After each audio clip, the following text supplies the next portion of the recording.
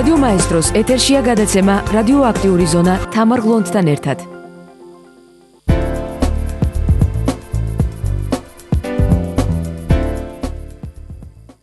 მოგესალმებით, უსმენთ რადიო მაესტროს ეთერშია გადაცემა რადიოაქტიური ზონა. სტუდიაში მუშაობს თამარ გლონტი და მოკლედ დღის მთავარი თემების შესახებ. საქართველოს მთავრობა რეგიონებში ევროკავშირის სხვადასხვა პროგრამის ხილვადობის გაზრდის მიმართულებით სტრატეგიულ კომუნიკაციას აძლიერებს. ამის შესახებ პრემიერ-მინისტრმა გიორგი კვირიკაშვილმა საქართველოს ევროკავშირში ინტეგრაციის კომისიის სხდომაზე განაცხადა.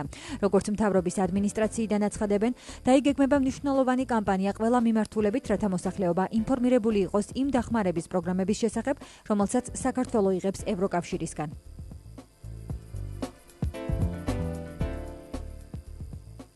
ევროპის საბჭოს საპარლამენტო ასამბლეაში ზამთრის სესიები გრძელდება. დისკუსიებში ქართველი პოლიტიკოსებიც მონაწილეობენ. დღევანდელ სხდომაზე ასამბლეამ პარლამენტარების წინააღმდეგ სანქციების დაწესების შესახებ სპეციალური რეზოლუციაც მიიღო. დოკუმენტის მიხედვით საპარლამენტო დიპლომატია და პარლამენტთა შორისი კავშირები მნიშვნელოვანია განსაკუთრებით კონფლიქტების პრევენციისთვის, ქვეყნებს შორის დაძაბულობის შემცირებისა და დიალოგის დაწყებისთვის. ასამბლეა სერიოზულად შეშფოთებულია ევროპაში არსებული პოლიტიკური კონტექსტის გამო, სადაც რუსეთის ფედერაციის მიერ ყირიმის არალეგალური ანექსია მოხდა და სადაც რუსეთის ინტერვენციამ აღმოსავლეთ უკრაინაში სამხედრო კონფლიქტი გამოიწვია. ეს კი რუსეთსა და საქართველოს შორის ომის და რუსეთის ფედერაციის მიერ ოკუპაციისა და აფხაზეთისა და სამხრეთ ოსეთის დამოუკიდებლობის არალეგალური აღიარების შემდეგ მოხდა, რამაც ჩამოაყალიბა ორმხრივი უნდობლობის გარემო და გააცოცხლა უსაფრთხოების პრობლემები ევროპის საბჭოში და ევროკავშირის წევრ ქვეყნებში. აღნიშნულია რეზოლუციაში.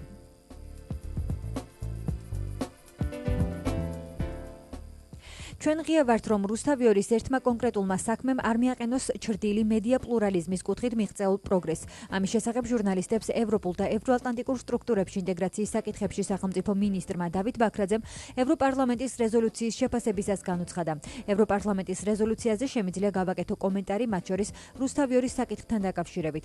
აღინიშნა, რომ რუსთავიორის საქმე ზოგადად მედია პლურალიზმის საკითხს საქართველოში ჩრდილს აყენებს და ამდენად ევროპარლამენტი მიესალმა საქართველოს მთავრობის მზაობას, რომ გახსნილად ღიად გამჭვირვალედ მოიწვიოს ევროპელი ექსპერტები და გააცნოს ამ საქმის დეტალები.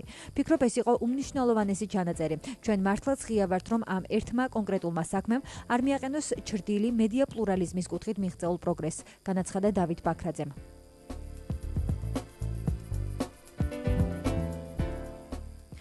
საქართველოში სამართალდამცველების მხრიდან წამებისა და არასათანადო მოპყრობის ფაქტები და პოლიტიკური მოტივებით გასამართლების ფაქტები გრძელდება. ამის შესახებ ნათქვამია Human Rights Watch-ის 2016 წლის ანგარიში. დოკუმენტის მიხედვით საქართველოში მედია პლურალიზმს საფრთხე დაემუქრა ზოგიერთი პოლიტიკური სატელევიზიო პროგრამების დახურვისა და რუსთავიორის მესაკუთრეობასთან დაკავშირებული დავის გამო. ანგარიში ყურადღება გამახვილებულია სასამართლო სისტემაში არსებულ პრობლემებზეც. ქართული ოცნების სამთავრობო კოალიცია აგრძელებს ათობით ციხრის სამართლის საქმის გამოძიებას ერთიანი ნაციონალური მოძრაობის მთავრობის დროს მოქმედი ყოფილი მაღალჩინოსნების წინააღმდეგ. ერთიანი ნაციონალური მოძრაობის წევრები და მათი მხარდამჭერები აცხადებენ, რომ აღნიშნული გასამართლებები პოლიტიკურად მოტივირებულია. ნათქვამია ანგარიში. დოკუმენტში აღნიშნულის მაგალითად მოყვანილია გიგი უგულავას და ქუთაისის სასამართლოს გადაწყვეტილებით ოქტომბერში დაკავებული ნაციონალური მოძრაობის 3 აქტივისტის საქმე. ამასთან ოქტომბერში პოლიციამ ცოტა ხნით დააკავა ტელეკომპანია ტაბულას ხელმძღვანელი და პროდიუსერი, ასევე აქტივისტი მაშინ, როდესაც ისინი რუსულ ენერგო კომპანია გაზპრომთან მოლაპარაკებების გამო მთავრობის კრიტიკის შემცველ ბანერებს თბილისში, ღობეებსა და ქუჩის ლამპიონებზე აკრავდნენ, წერია დოკუმენტში.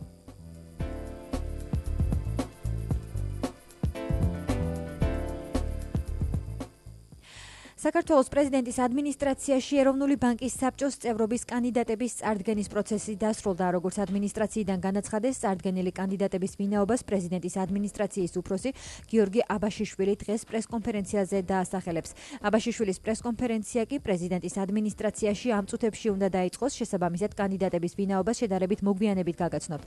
შეგახსენებთ, რომ ეროვნული ბანკის საბჭოს წევრობის კანდიდატების შერჩევის პროცესი ექსპერტების და არასამთავრობო სექტორის მონაწილეობით რამდენიმე თვის განმავლობაში მიმდინარეობდა და მას პრეზიდენტის ადმინისტრაციის უფროსი გიორგი აბაშიშვილი უძღვებოდა.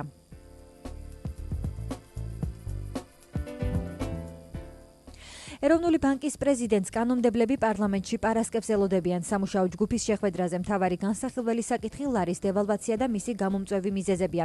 საუბარი შეეხება რეზერვების ხარჯვასაც არც ერთ ჩვენგანს ის არ აგვირჩევია, ის ანგარიშს აბარებდა და ჩააბარებს ადეიშვილს. იმის ხელის ბიჭი იყო და დარჩება ასე, განაცხადა თამაზ მეჭიაურმა.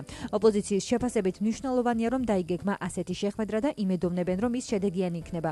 ნაციონალური მოძრაობის წევრის ზურაბ მელიქიშვილის თქმით, მთავრობას არაერთხელ შესთავაზეს გეგმა, რომელიც არის განსახორციელებელი. შეხვედრაზე ეროვნული ბანკის პრეზიდენტის გარდა ფინანსთა და ეკონომიკის სამინისტროს წარმომადგენლებიც არიან მიწვეულნი. როგორც გუშინ გიორგი ქადაგიძემ განაცხადა, არსებული პრობლემის განსახილველად საფუძვლიანი მსჯელობა უნდა გაიმართოს.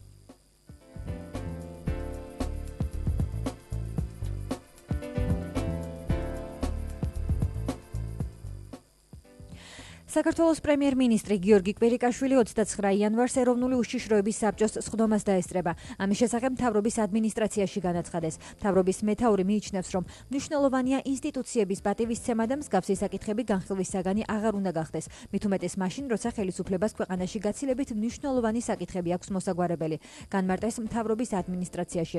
ეროვნული უშიშროების საბჭოს სხდომა 29 იანვარს ნატოს ვარშავის სამიტსა და საერთაშორისო მისიებთან დაკავშირებულ თემებზე გაიმართება.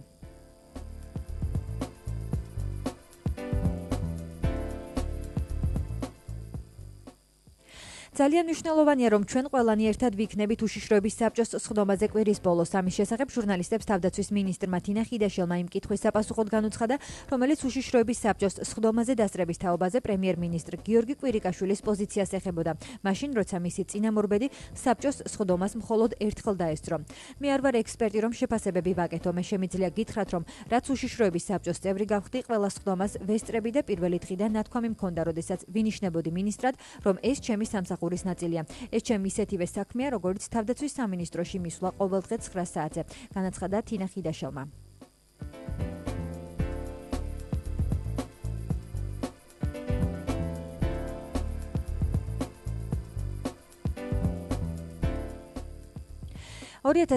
წლის საპარლამენტო არჩევნებსა და საქართველოში არსებულ პოლიტიკურ ვითარებაზე ისაუბრეს ეუთოს საპარლამენტო ასამბლეის დელეგაციის წევრებმა პრემიერ-მინისტრთან. იმსჯელეს ოკუპირებული აფხაზეთისა და ცხინვალის რეგიონებზეც და კონფლიქტის მოგვარების პროცესის მიმდინარეობაზე. პრეზიდენტთან შეხვედრაზე ოკუპირებულ ტერიტორიების საკითხი და მეზობელი სახელმწიფოების მიმართ რუსეთის პოლიტიკაც განიხილეს. ეუთოს დელეგაცია საგარეო საქმეთა მინისტრით შეხვდა. მათ ოკუპირებულ ტერიტორიებზე ჟენევის საერთაშორისო მოლაპარაკების ფორმატის მნიშვნელობასა და საპარლამენტო არჩევნებზეც გაამახვილეს ყურადღება.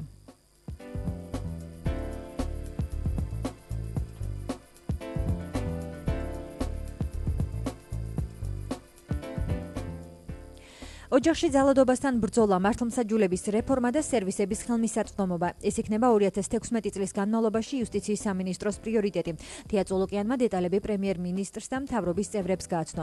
სამინისტრო მიმდინარე წელს პარლამენტში ახალ კანონპროექტსაც წარადგენს, რომელიც მინისტრის თქმით ხელს შეუწყობს ვიზა ლიბერალიზაციის და ასოცირების შეთანხმების დღის წესრიგით გათვალისწინებული საკითხების შესრულებას.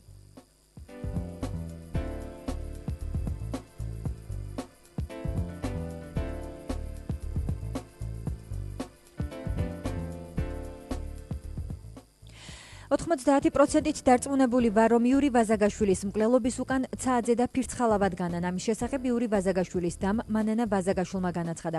მისი თქმით, ეგრეთ წოდებული კორტების საქმეზე მსჯავრდებულების ირაკლი ფირცხალავას და გიორგი ცააძის მხრიდან დნმ-ის ნიმუშების აღებაზე უარი მოწმობს, რომ ისინი იური ვაზაგაშვილის მკვლელობის დანაშაულთან კავშირში არიან. ეგრეთ წოდებული კორტების საქმეზე მსჯავრდებულებს ირაკლი ფირცხალავასა და გიორგი ცააძეს იური ვაზაგაშვილის მკვლელობის საქმეზე მიმდინარე გამოძიების ფარგლებში დნმ-ის ნიმუშები მოსთხოვეს, რის აღებაზეც მათ უარი განაცხადეს.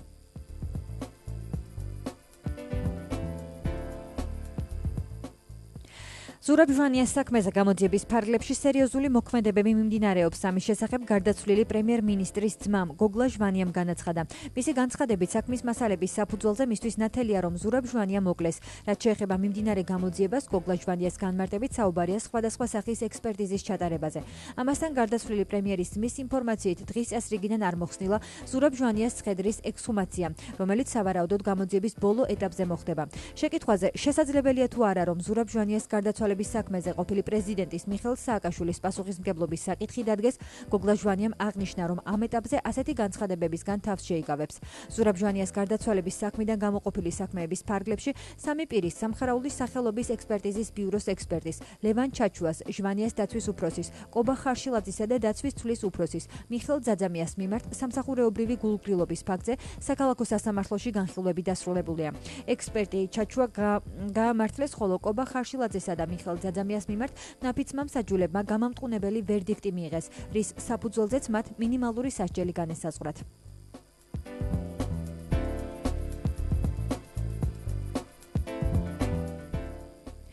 შეწყალების კომისიის ყოფილი თავმჯდომარე ალეკო ელისაშვილი მსჯავრდებულ ანასტასია ზაუტაშვილს კვალიფიციური ადვოკატის აყვანასა და მისი წამების საქმის გამოძიების დაჩქარებას დაპირდა. ამის შესახებ ალეკო ელისაშვილმა განაცხადა. მისივე თქმით 22 იანვარს რუსთავის ქალთა საპატიმროში ანასტასია ზაუტაშვილი მოინახულა. ელისაშვილის ინფორმაციით შეხვედრა ზაუტაშვილის სურვილით შედგა და 4 საათი გაგრძელდა.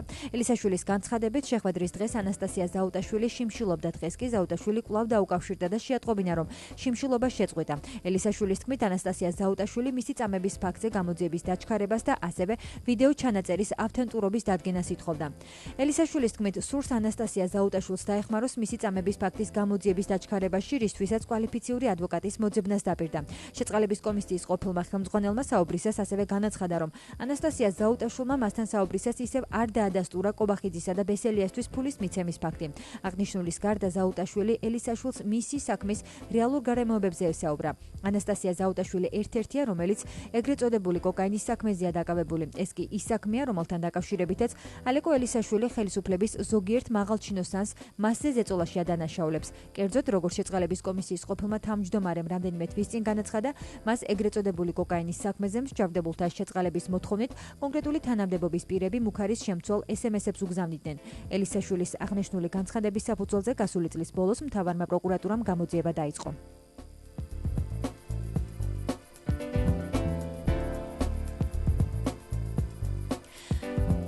საარჩევნო სისტემა დღესაც განხილვის საგანი გახდა. 2 დღის განმავლობაში პრემიერმა გიორგი კვირიკაშვილმა საკითხთან დაკავშირებით 2 შეხვედრა გამართა. შეხვედრა ოპოზიციასთან და ინტერპარტიულ ჯგუფთან შედგა, აგრეთვე არასამთავრობო ორგანიზაციების წარმომადგენლებთან. მიუხედავად იმისა, რომ პირველი ნაბიჯი გადადგმულია და კვირიკაშვილის თქმით კონფრონტაციული რეჟიმი დიალოგით იცვლება, აშკარაა, რომ მართველი გუნდი საარჩევნო სისტემასთან დაკავშირებით ცვლილებებისთვის მზად არ არის. ამ ცვლილებებს ქართული ოცნება კვლავ 2020 წლისთვის ავადებს. 2 კვირაში კი ვენეციის კომისიის თავმჯდომარე საარჩევნო კოდექსთან დაკავშირებით კონსულტაციებს თბილისში გამართავს. გავრცელებული ინფორმაციით ჯანი ბუკიკიომ სავარაუდოდ გადაწყვეტილება იმ დოკუმენტის გაცნობის შემდეგ მიიღო, რომელიც ვენეციის კომისიაში პარლამენტიდან გადაიგზავნა. საქმე ეხება საარჩევნო კოდექსის უკვე დამტკიცებულ ვარიანტს. არასაპარლამენტო ოპოზიციის წევრებს მიაჩნიათ, რომ საარჩევნო კოდექსში ვენეციის კომისიის რეკომენდაციების გათვალისწინება არ მოხდა და ამ პარლამენტმა დოკუმენტის შეუთანხმებელი ვარიანტი დაამტკიცა. საპარლამენტო უმრავლესობაში ადასტურებენ, რომ ვენეციის კომისიაში საარჩევნო კოდექსის უკვე დამტკიცებული ვარიანტი გაგზავნეს. არასამთავრობო ორგანიზაციები კი საარჩევნო კანონმდებლობასთან დაკავშირებით პარლამენტს მორიგ ცვლილებებს თავაზობენ. მესამე სექტორი არ ეთანხმება სამხედროების მიერ ხმის მიცემის წესის შეცვლასთან დაკავშირებით მთავრობის ინიციატივას და საკანონმდებლო ორგანოს სპეცუბნების რეგულაციის საკუთარ ვარიანტს უგზავნის. თემა განსაკუთრებით აქტუალურია, რადგან ხვალ გარდაბნის მუნიციპალიტეტის გამგებლის რიგგარეში არჩევნები გაიმართება. ოპოზიცია კი უკვე დაფიქსირებულ დარღვევებზე საუბრობს. გარდაბანში მიმდინარე პროცესებზე ნაციონალურმა მოძრაობამ დღეს გამართულ ბრიფინგზე ისაუბრა. 700 კაციანი სამხედრო უბანი გარდაბანში 2014 წლის ადგილობრივი თვითმმართველობის არჩევნებზე არ არსებობდა და ახლა დაემატა. აცხადებს მიხეილ მაჭავარიანი. დეპუტატის ინფორმაციით გარდაბანში წინა საარჩევნოდ კიდევ ერთ კანონდარღვევას აქვს ადგილი. კონკრეტულად კი კუმისის ქარხნის ერთ-ერთმა ხელმძღვანელმა თანამშრომლებს პირადობის მოწმობები ჩამოართვა და დაბრუნებას მხოლოდ საარჩევნო უბანზე დაპირდა. განცხადებას გამოეხმაურა თავდაცვის მინისტრი. არ მაინტერესებს 20 წლის განმავლობაში ქვეყნის მთავარი გამყალბებლის მიხეილ მაჭავარიანის კომენტარები არჩევნებთან დაკავშირებით. ასეთი იყო თინა ხიდაშელის განცხადება. რადიო მაესტროს ეთერში კი საარჩევნო სისტემასთან დაკავშირებით შექმნილ ვითარებას შეაფასებს საარჩევნო პროექტების ხელმძღვანელი ლელა ტალიური. მოგესალმებით და მადლობა იმისთვის, რომ პასუხობთ ჩვენ შეკითხვებს. მოგესალმებით, მივესალმებით თქვენს მენელს. ქალბატონო ლელა, ვენეციის კომისიაში გადაიგზავნა საარჩევნო კოდექსის დამტკიცებული ვარიანტი და 2 კვირაში ვენეციის კომისიის თავმჯდომარე საარჩევნო კოდექსთან დაკავშირებით კონსულტაციებს უკვე თბილისში გამართავს. როგორია თქვენი პოზიცია? აკმაყოფილებს თუ არა ვენეციის კომისიის რეკომენდაციებს საარჩევნო კოდექსი? უშუალოდ საუბარია იმ ცვლილებებზე, რომელიც ხელისუფლებამ სულ ახლახანს განახორციელა, ეს არის ოლქების გათანაბრების რეფორმა, ამომრჩევლთა რაოდენობის მიხედვით, ასევე მაჟორიტარი დეპუტატის არჩევის დაწესებული ბარიერი, რომელიც 30%-დან მანამდე არსებული 30%-დან 50%-ამდე აიწია, ანუ 50+1. ჩვენ აღნიშნულთან დაკავშირებით ჩვენ ორგანიზაციას საქართველოს ახალგაზრდათა ასოციაციას გვაქვს ასეთი მოსაზრება, რომ განხორციელებული ცვლილებები იყოს საკმარისი იმ პრობლემების აღმოსაყრელად, რომელიც საარჩევნო სისტემას ახასიათებს და მნიშვნელოვანი და პრინციპული საკითხი იყოს სწორედ საარჩევნო სისტემის შეცვლა 2016 წლის არჩევნებისთვის, კონკრეტულად შერეული სისტემიდან პროპორციულ სისტემაზე გადასვლა, რაც ამ შემთხვევაში ამ არჩევნებისთვის ფაქტიურად დღეის მდგომარეობით არ ხორციელდება. შესაბამისად, ეს ცვლილებები, რომელიც მე კონკრეტულად ამჯერად ხედველობაში მაქვს ოლქების გათანაბრების რეფორმა, ეს ცვლილებები, რომელიც კომიტეტის მოსმენებიდან პირველი მოსმენიდან მეორე მოსმენამდე შეიცვალა, ის ვერსია, რომელიც უკვე მეორე მოსმენაზე წარადგინა ხელისუფლებამ იურიდიულ საკითხთა კომიტეტში ჯდებოდა ვენეციის კომისიის მიერ დაწესებულ ფარგლებში, უბრალოდ საერთაშორისო სტანდარტის დადგენილ ფარგლებში, რომელიც მოსახლეობის რაოდენობის მიხედვით ოლქების გათანაბრებას გულისხმობს და სხვაობებს 10%-იან და 15%-იან ბარიერში ამ სხვაობის მოქცევას, თუმცა ჩვენი მოსაზრებით, მიუხედავად ამისა, ჩვენი მოსაზრებით ზოგადად ოლქების წარმოდგენილი გათანაბრების რეფორმა არ შეესაბამებოდა საერთაშორისო სტანდარტებით არ იყო ის წარმართული და ზოგადად ეს დაყოფა ოლქების ახლებური გადანაწილება ამა თუ იმ სოფელის სხვა ოლქში თუ ქალაქების დაყოფა ლოგიკაში არ ჯდებოდა ჩვენი არსით, ამავე დროს როდესაც საუბრობ, რომ სტანდარტს არ შეესაბამებოდა, გულისხმობ იმას, რომ რეფორმა ძალიან დახურულად წარიმართა, იმიტომ რომ ამის თაობაზე არ იყო საზოგადოება ინფორმირებული, დღესაც არ აქვს საზოგადოებას ინფორმაცია, თუ რა ხდება მის თავს, მე გულისხმობ რიგით ამომრჩევლებს, მე გულისხმობ სამოქალაქო საზოგადოებას, რომელიც არ იყო პროცესში ჩართული და საერთაშორისო სტანდარტი ამბობს იმას, როდესაც ხდება ოლქების ახლებური გადანაწილება, ხელისუფლებამ პროცესი მაქსიმალურად გამჭვირვალედ უნდა წარმართოს და უნდა უზრუნველყოს მაღალი საზოგადოებრივი ჩართულობა და მოქალაქეთა ინფორმირება აღნიშნული რეფორმის ირგვლივ. შესაბამისად, გვაქვს გარკვეული კითხვები ადმინისტრირებასთან დაკავშირებით, ასევე ამომრჩევლებს ვფიქრობ, რომ გარკვეულწილად ალბათ შეექმნება პრობლემები იდენტიფიცირებასთან დაკავშირებით, იმიტომ რომ მაგალითად რაღაც სოფლები თელავის ოლქში მიეკუთვნა უკვე მეზობელ ყვარლის საარჩევნო ყვარლის რაღაც სოფლები მიეკუთვნა ლაგოდეხს და სხვა იგივე მოხდა ის სხვადასხვა ოლქებთან მიმართებაში, მაგალითად გამწყვდა მთელი რიგი მაღალმთიანი საარჩევნო ოლქები და ამისი ამომრჩევლამდე მიტანა და მათთვის ამ ყველაფრის ახსნა იყო ამ პროცესში ძალიან მნიშვნელოვანი.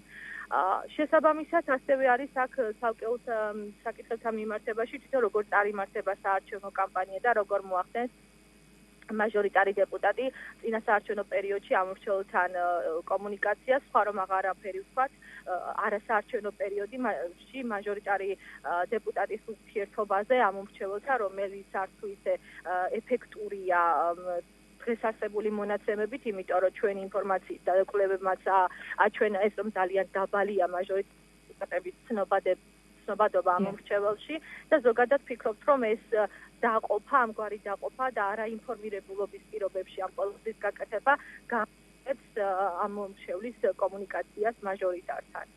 ანუ წარმოდგენილი მოდელით, როგორ ფიქრობთ, არჩევნების შედეგების ლეგიტიმურობა კითხვის ნიშნის ქვეშ დგება და რა არის კიდევ ის მთავარი ხარვეზები, თქვენ ნაწილობრივ ამაზე უკვე ისაუბრეთ, თუმცა მინდა რომ გამოვყოთ მნიშვნელოვანი ხარვეზები, რომელთა გათვალისწინებაც აუცილებლად უნდა მოხდეს არჩევნებამდე იმ მოდელით, რომელიც ხელისუფლებას ამ შემთხვევაში აქვს წარმოდგენილი.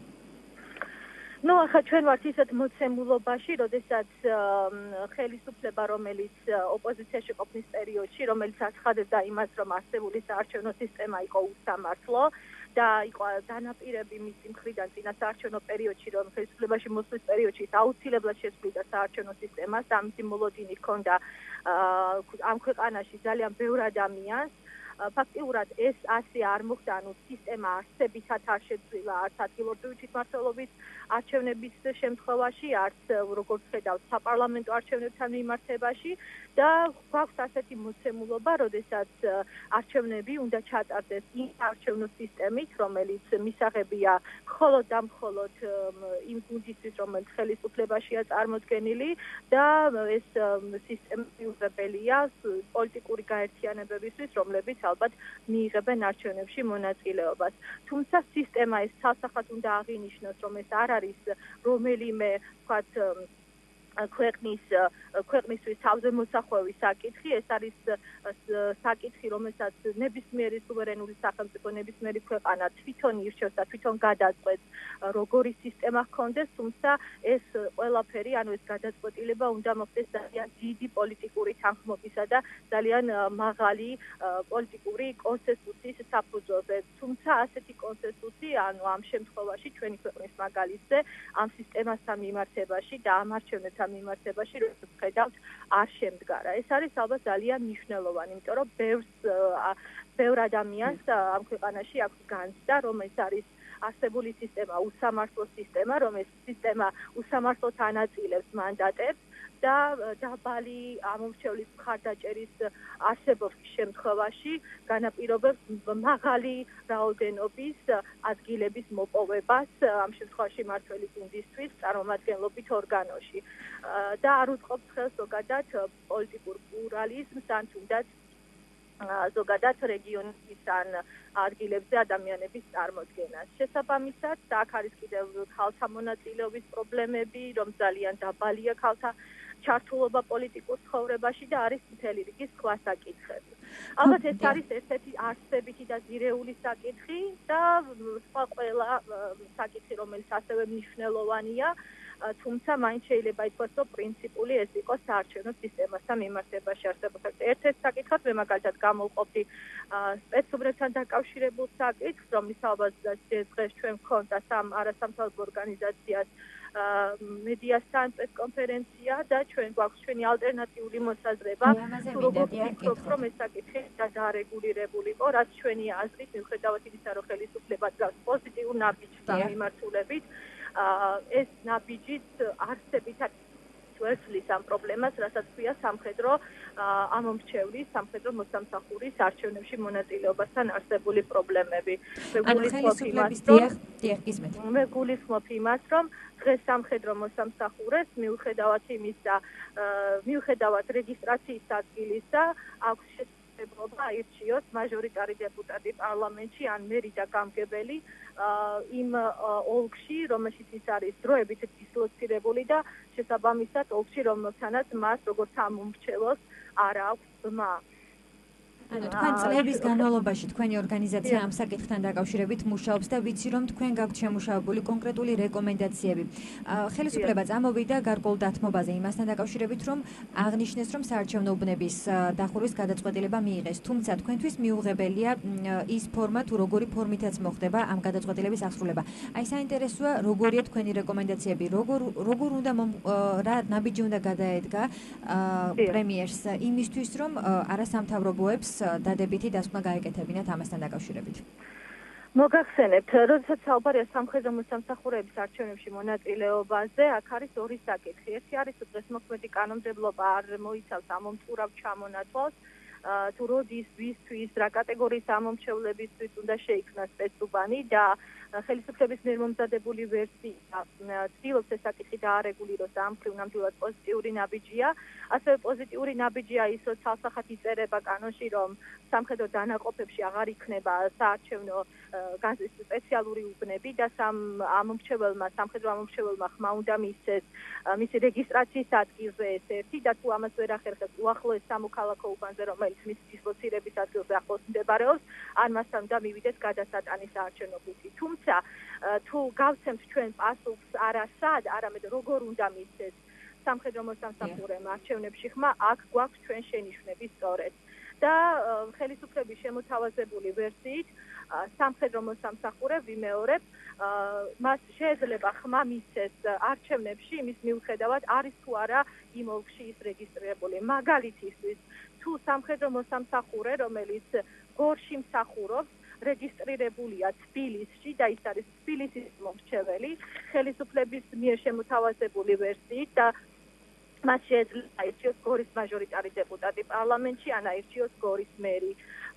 აქ ხელისუფლების შემოთავაზებულ ვერსიაში არის დათქმა ერთწლიან მსახურობის ვადაზე და ამ შემთხვევაში თუ ის მსახურობს ერთ წელზე მეტი, ერთი წლიდან ერთ წელზე მეტი ვადით არჩევნების დღისთვის, მას შეუძლია კიდევ ვიმეორებ აირჩიოს როგორც მერი, გორის მერი, თბილისის სამმართველმა, ასევე შეუძლია აირჩიოს გორის მაჟორიტარი დეპუტატი, რაც ჩვენი არცით არის პრობლემური და ჩვენ ვფიქრობთ, რომ არანაირი დათქმა საარჩევნო არჩევნებში მონაწილეობაზე ამ კუთხით არ უნდა იყოს და თუ ამ მომრჩეველი არ არის იმ ოლქში რეგისტრირებული, მას არ უნდა ჰქონდეს ამ შემთხვევაში ამ წესით მონაწილეობის უფლება, მეგულისხმობ მაჟორიტარულ არჩევნებში ან თვითმმართველობის არჩევნებში, ეს არანაირად არ გულისხმობს ვინმესთვის საარჩევნო უფლების შეზღუდვას არ ჩამორთმებას, ჩვენ ამას არ ვუწევთ, იმიტომ რომ ეს არის კონსტიტუციური უფლება და ამის ხელყოფა ნამდვილად არავის არ შეუძლია. სამხედრო მოსამსახურე, რა თქმა უნდა, მიიღებს მონაწილეობას პრეზიდენტის არჩევნებში, ჩვენი ვერსიით, იგივე პროპორციულ არჩევნებში, პარლამენტის შემთხვევაში, რეფერენდუმში და მათ შორის გორის მერის არჩევნებში, თუ სამხედრო მოსამსახურე გორში რეგისტრირებულია და გორის ამომრჩეველია, მაგრამ არამც და არამც ან მაჟორიტარულ არჩევნებში, ან მერისა და გამგებლის არჩევნებში, თუ ის არ არის, ვიმეორებ, გორში რეგისტრირებული ამომრჩეველი, მე მოვიყვანე მაგალითი მსმენელისათვის, ცხადი იყოს და სიცხადე შევიტანო იმაში, რასაც ჩვენ ვამბობთ. თუმცა ბრალდებები არის ასეთი, რომ ჩვენ ან ვუზღუდავთ სამხედრო ამომრჩეველს საარჩევნო უფლებას, ან ვცდილობთ, რომ მას არ ჰქონდეს ეს უფლება, ეს ნამდვილად სიმართლეს არ შეესაბამება. აქ არის უბრალოდ საუბარი სტანდარტზე, თუ რა წესით და როგორ უნდა მიიღოს ადამიანმა არჩევნებში მონაწილეობა და მე მინდა ახსენებ მსმენელისთვის, რომ გასაგები იყოს, რომ დღეს მოქმედი კანონმდებლობით სპეციაში სამხედრო მოსამსახურების გარდა შედიან სხვა ადამიანები, მაგალითად ავადმყოფები ან თუნდაც ის კომისიის წევრები, რომელიც მუშაობენ იმ საარჩევნო უბანზე, რომელიც მათი რეგისტრაციის ადგილი არ არის. ასეთ შემთხვევაში ამ ადამიანებს არ შეუძლიათ აირჩიონ ის დეპუტატი, მაგალითად, თუ იქ არ ცხოვრობენ და არ არიან რეგისტრირებულები. ამ კუთხით სამხედრო მოსამსახურები ჩვენ ვფიქრობთ, რომ პრივილეგირებულ მდგომარეობაში არიან და სწორედ ამიტომ ვფიქრობთ, რომ უნდა მოხდეს მათი სხვა საქართველოს სხვა მოქალაქეებთან გათანაბრება არჩევნებში მონაწილეობის კუთხით, იმიტომ რომ პირად საუბრებში თუნდაც მსმენია გარკვეულწილად პროტესტი იმ ადამიანების გარობლების სისტემაში მსახურობენ, მაგალითად მათ აქვს პროტესტი, რომ რატომ ამ დააირჩიონ გორის მერი, როდესაც ისინი თბილისის ამორჩევლები არიან და ვფიქრობთ, ეს სამართლიანი მოთხოვნა. აქ ამაზეა საუბარი, რომ უნდა მოხდეს სხვა მოქალაქეებთან გათანაბრება და კიდევ ვიმეორებ, არამც და არამც ვინმეს რაიმე უფლების შეზღუდვა. ქალბატონ ლელა, ხვალ გაიმართება გარდაბნის მუნიციპალიტეტის გამგებლის რიგარეში არჩევნები, რომელსაც თქვენი ორგანიზაცია დააგვერდება. ოპოზიცია უკვე საუბრობს გარკვეულ დარღვევებზე. ხომ არ ფლობთ თქვენ რაიმე სახის ინფორმაციას, რომელმაც შეიძლება ამ მხრივ ყურადღება მიიპყროს იგივე ჩვენი მსმენელის? ჩვენ ამ ეტაპისთვის რაიმე ინფორმაციას დარღვევის თაობაზე არ ფლობთ, ჩვენ ვიქნებით მცირე მისიის წარმოდგენილი და ათამდე დამკვირვებელი გვეყოლება ხვალ გარდაბნის საარჩევნო ოლქში, დავაკვირდებით იმ უბრებს, რომლებიც ჩვენი ინფორმაციით გასულ არჩევნებზე იყო პრობლემური, ასევე წესუბანს დავაკვირდებით და მობილური ჯგუფის მეშვეობითაც დავაკვირდებით. სულ არის ჯამში 64 უბანი და 76,000-ზე მეტი ამორჩეველი ცხოვრობს გარდაბნის ოლქში და ეს ოლქი საინტერესო იყო და გარკვეული პრობლემურობით ხასიათდებოდა 2014 წლის არჩევნებზე. აქ იყო შემაჯამებელი ოქმების ბალანსის პრობლემები იმ უბნებზე, სადაც მაგალითად საიას დამკვირვებლები ყავდა 2014 წლის არჩევნებზე და იმეც ვიტოვებთ, რომ ამ კუთხით საარჩევნო ადმინისტრაციას არ ექნება პრობლემები და თქვათ ბალანსის გამოყვანის თუ სხვა საკითხები იქნება მოწესრიგებული. ასევე მის რომ გარდაბნის ოლქი თქვენ იცით, რომ ეთნიკური უმცირესობებით დასახლებული ერთ-ერთი ოლქია საქართველოში, ამ კუთხითაც იქნება მნიშვნელოვანი ამ არჩევნებზე დაკვირვება, ზოგადად უფლების განხორციელება, როგორც ჩვეულებრივ სამოქალაქო უბნებზე, ასევე ისეთ უბნებზე, სადაც ეთიკური უმცირესობები კომპაქტურად არიან დასახლებულები. გასაგებია, მადლობა იმისთვის, რომ პასუხობდით ჩვენ შეკითხვებს. მე რადიო მაესტროს მსმენელს შევახსენებ, რომ პირდაპირ ეთერში საუბრობდა საქართველოს ახალგაზრდა იურისტთა ასოციაციის არჩევნო პროექტების ხელმძღვანელი ლელა ტალიური. მე კი ახლა ამ დროისთვის გავრცელებულ ინფორმაციას გაგაცნობთ. პრეზიდენტის ადმინისტრაციაში საქართველოს ეროვნული ბანკის საბჭოს წევრობაზე 6 კანდიდატია წარდგენილი. ამის შესახებ დღეს გამართულ პრესკონფერენციაზე პრეზიდენტის ადმინისტრაციის უფროსმა გიორგი აბაშიშვილმა განაცხადა, როგორც აბაშიშვილმა აღნიშნა, დღეს დასრულდა საქართველოს ეროვნული ბანკის საბჭოს წევრობის კანდიდატის შერჩევის ღია პროცესის მორიგი ეტაპი, კერძოდ კანდიდატურების წარდგენა. მისი თქმით, ამჯერად წარდგენილია 6 კანდიდატი. გიორგი ფაილოძე, არჩილ იაკობაშვილი, გიორგი ბაქრაძე, თემო ჭეიშვილი, მაია მელიქიძე და კობა გვენეტაძე. როგორც ცნობილია, ეროვნული ბანკის პრეზიდენტს და ეროვნული ბანკის საბჭოს წევრ გიორგი ქადაგიძეს თებერვლის ბოლოს უფლებამოსილების ვადა ეწურება. საბჭოში მისი შემცვლელის შერჩევას პრეზიდენტის ადმინისტრაცია კონსულტაციების საფუძველზე ცდილობს. ასეთი იყო რადიოაქტიური ზონის გადაცემის პირველი ნაწილი, გადაცემის მეორე ნაწილში რეკლამის შემდეგ სერგი კაპანაძე, საქართველოს რეფორმების ასოციაციის თანადამფუძნებელი, შეაფასებს საქართველო-რუსეთის ურთიერთობებს და რუსეთის ფედერაციის საგარეო საქმეთა მინისტრის სერგეი ლავროვის გუშინ გაკეთებულ განცხადებებს. დაგვალოდეთ პირდაპირ ეთერში რამდენიმე წუთში ბრუნდებით.